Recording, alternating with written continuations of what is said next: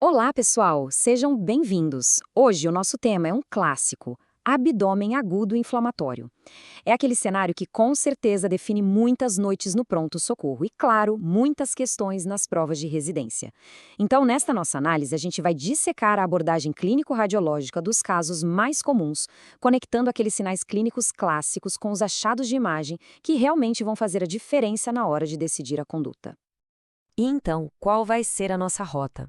A gente vai seguir um caminho bem prático, guiado por casos clínicos. Primeiro, vamos firmar os conceitos essenciais, a base de tudo. Depois, a gente mergulha nos 3 diagnósticos que mais aparecem na prática: apendicite, colecistite e pancreatite. E para fechar, vamos consolidar tudo num algoritmo prático para ajudar na tomada de decisão no dia a dia. Então, vamos começar. Primeira parte: uma introdução. Aqui, a gente vai alinhar os conceitos fundamentais e as ferramentas de diagnóstico do abdômen agudo. Olha, a definição aqui é a chave de tudo. A gente não está falando de uma doença específica, mas sim de uma síndrome. E o que isso quer dizer? Quer dizer que a dor abdominal aguda é só o ponto de partida.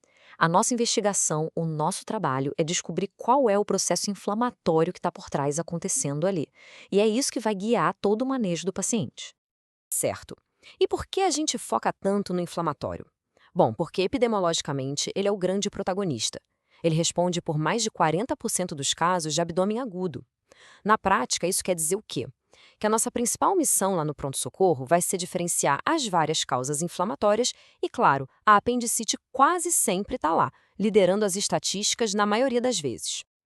Ok, para investigar isso, a gente tem um arsenal de diagnóstico bem claro. Pensem na ultrassonografia como a nossa linha de frente. É rápida, não tem radiação, acessível, perfeita para começar. Já a tomografia, bom, esse é o nosso padrão ouro na maioria das vezes, principalmente quando o caso é duvidoso ou parece complicado. Ela dá aquela visão anatômica definitiva. E a ressonância? A ressonância é uma ferramenta de exceção. Fica reservada para cenários bem específicos, como em gestantes, por exemplo, onde a gente quer fugir da radiação a todo custo. Tudo bem? Vamos então para o nosso primeiro caso prático. Seção 2. O diagnóstico mais comum de todos: apendicite aguda. Então, olha só esse caso. É uma apresentação de livro. Paciente jovem, masculino, com aquela dor abdominal clássica, que começa periumbilical e depois, migra para a fossa ilíaca direita. No exame físico, a gente encontra sinais de peritonite localizada com Bloomberg positivo. E o laboratório vem para confirmar: leucocitose. Um quadro bem amarradinho. Com essa tríade clássica, dor migratória, irritação peritoneal ali no ponto certo e leucocitose, não tem muito para onde correr, né? A principal hipótese diagnóstica é, sem dúvida nenhuma, apendicite aguda. O diagnóstico aqui ele é eminentemente clínico, certo? Então, qual exame a gente vai solicitar? O caminho geralmente é o seguinte: em pacientes mais jovens, magros, a ultrassonografia é uma ótima primeira linha. Agora, se o caso é duvidoso, se o paciente é obeso ou tem muito gás intestinal atrapalhando a janela do ultrassom, ou, e isso é crucial, se há suspeita de complicação, aí a gente vai para a tomografia computadorizada com contraste. Ela é mandatória. E um detalhe: o contraste é fundamental. Por quê? Porque uma parede que não realça com o contraste é um sinal direto de necrose. E isso muda tudo: o prognóstico, a urgência da cirurgia. Entender a fisiopatologia que explica tudo.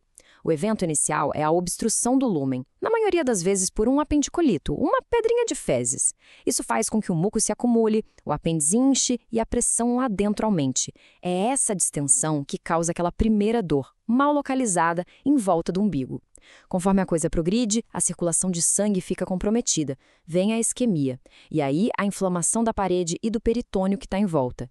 É por isso que a dor muda de lugar e se localiza na fossa ilíaca direita. Se nada for feito, o caminho é necrose e perfuração. Ok, e o que a gente procura na ultrassonografia é uma combinação de achados. O principal é achar um apêndice dilatado, com mais de 6 milímetros de diâmetro. Ele vai ter um fundo cego e, o ponto crucial, ele não vai ser compressível quando a gente aperta com o transdutor. Além disso, a gente vê as paredes espessadas e a gordura em volta mais branca, hiperecogênica, que é o sinal da inflamação ali. Já na tomografia, os achados são parecidos, mas com uma definição muito maior, né? A gente vai ver o apêndice dilatado com as paredes espessadas que realçam com o contraste. Mas o sinal que realmente grita o diagnóstico na TC é o que a gente chama de borramento da gordura periapendicular. Essa densificação da gordura em volta do apêndice é o sinal mais sensível de que tem inflamação ali. Muito bem, agora vamos mudar de endereço no abdômen. A gente sai da fossa ilíaca direita e sobe para o hipocôndrio direito. Vamos para a nossa terceira seção, colecistite aguda. O cenário aqui é outro clássico. Uma paciente de meia-idade com fatores de risco para a doença biliar chega com dor no quadrante superior direito, febre, náuseas. E no exame físico, sinal de Murphy positivo. De novo, um quadro clínico muito sugestivo. Diante dessa apresentação, qual seria o método de imagem de escolha para começar a investigação e confirmar a suspeita de colecistite aguda? Pensem aí. A resposta aqui não tem erro. Ultrassonografia de abdômen. E por quê?